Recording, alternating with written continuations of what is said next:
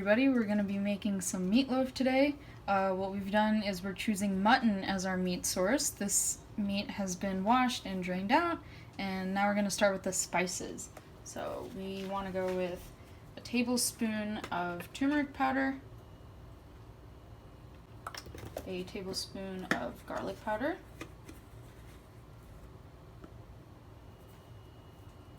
a tablespoon of ginger powder,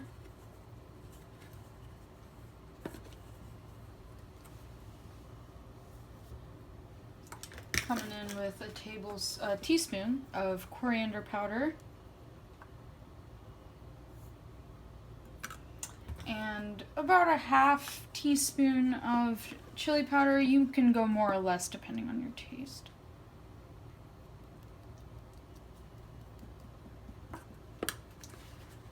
Then we're going to add enough salt to taste.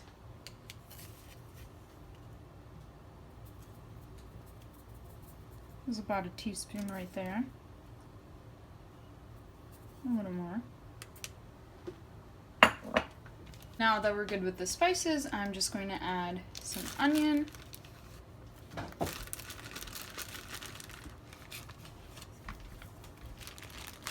And what we're going to do next is we're going to crack one egg into the mix. We'll be beating that in and mixing everything together into a nice mixture.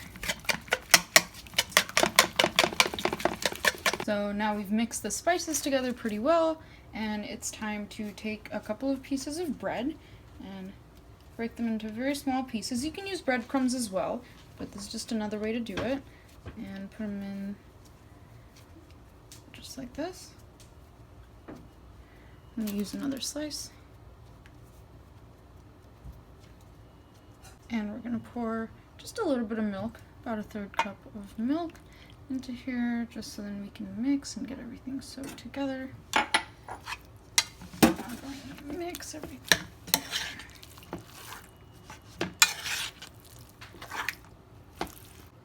And we're going to put in about a tablespoon of oil as well, just to help the mixing process. This is olive oil, but feel free to use something else. So now we're going to mix everything together very well. Alright, so lastly we're going to come in with a little bit of soy sauce, about a tablespoon.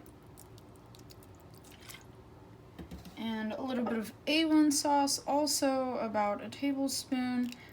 This can be more to your taste, and of course if you don't have A1 sauce, you can use a little bit of tomato paste, tomato sauce, or even ketchup if you don't have anything else lying around.